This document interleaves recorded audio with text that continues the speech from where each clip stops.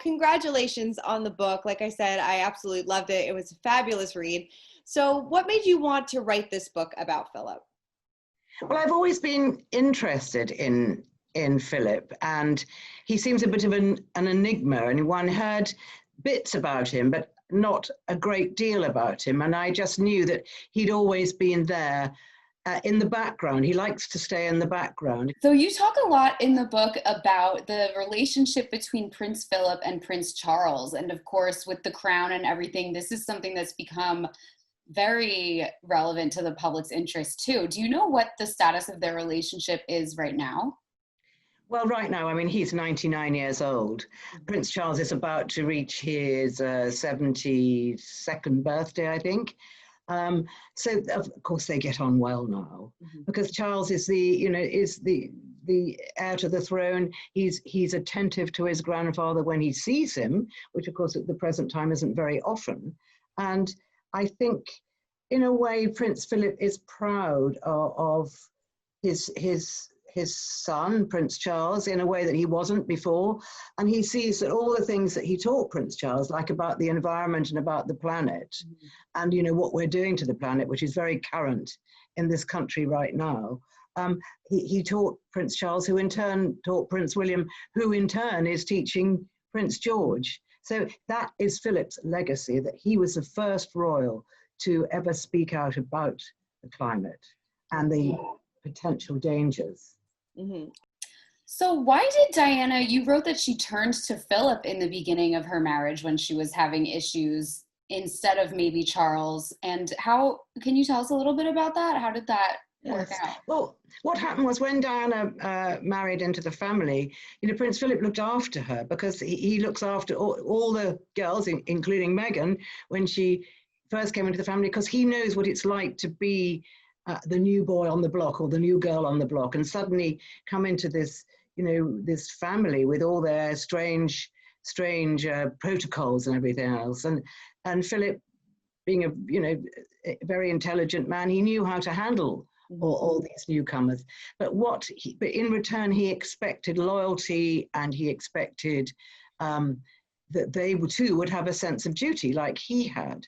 And as far as Diana was concerned, he wanted to help, because he felt that Charles wasn't helping in the marriage, and he thought someone's got to do something.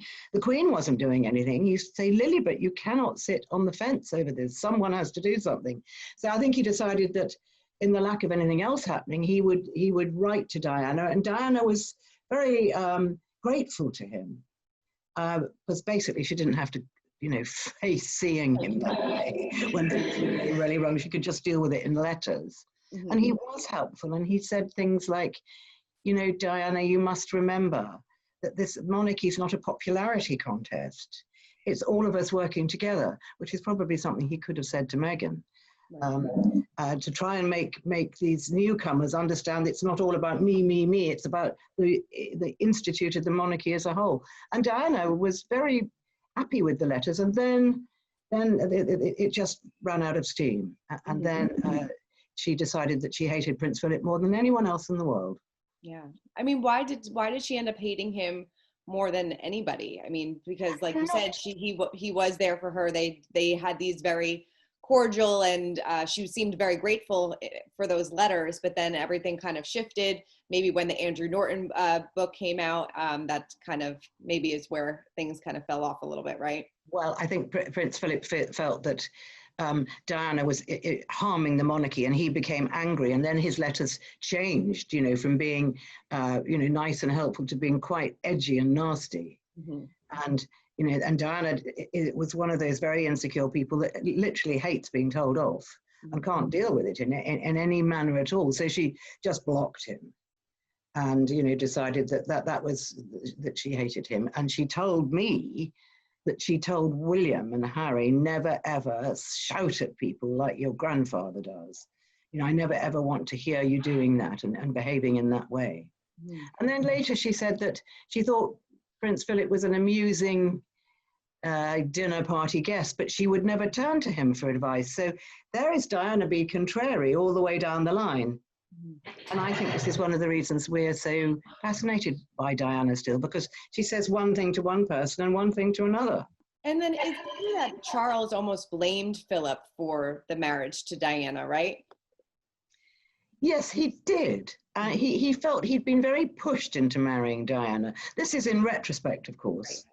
Actually, no, I think you're right. I think it was at the time, because he told some of his friends that he felt pressurized into marrying Diana, because Philip said, you know, you've either got to marry her or let her go. You can't string a girl like, you know, a young girl, she's only 19, you can't string her along, and all the press are saying, oh, this is going to be, you know, the next queen, and then dump her. You've got to, you know, take a stand. You either say that it is not going to work, or you marry her. Mm-hmm. And Charles, you know, being sort of probably, you know, he was frightened of his father.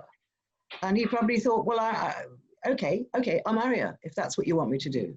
So how does Philip feel about Meghan? I thought you'd ask me that. he was very welcoming to Meghan, because of course she was a newcomer and you know, a very different newcomer. But of course, at the time of Meghan and Harry's romance, Philip wasn't round nearly as much, because he'd retired. So he didn't see very much of Meghan at all. So he didn't really have a chance to form a relationship with her.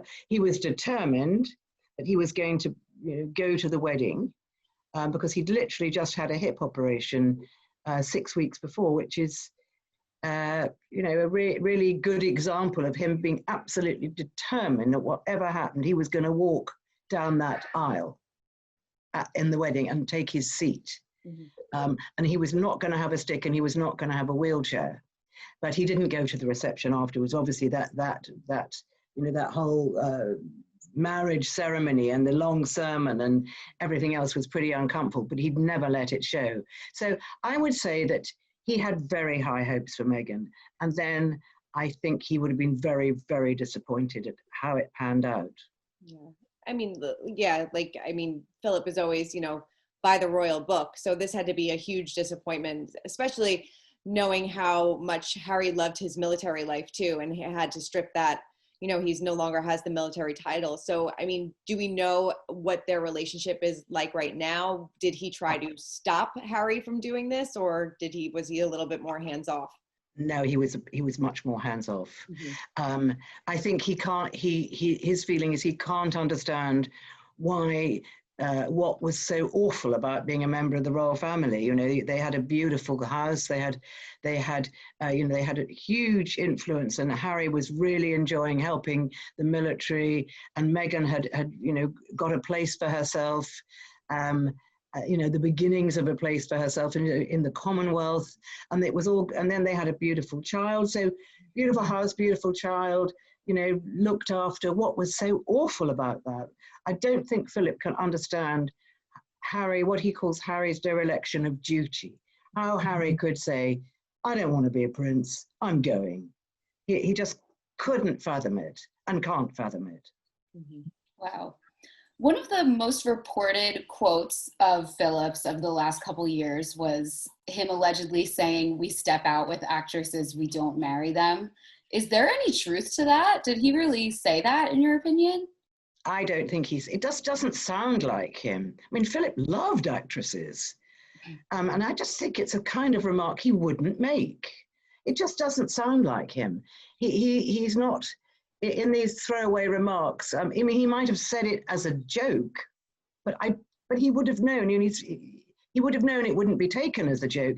So I don't, you know, unless I actually heard him say that himself, I find it really hard to believe. I think it's apocryphal. I think it's just sounds like something Philip might say, but to me, knowing him the way I do, it sounds exactly like the sort of thing Philip wouldn't say, because, you know, he understands, you know, he loves gorgeous women, so why would he say that, you know, actresses are not for marrying? I don't think he would. Thank you so much for taking so much time and speaking with us all about it. It is so fascinating. It is such a great read, and I can't wait for everybody to get their hands on it. Well, you're very kind. Thank you so much too.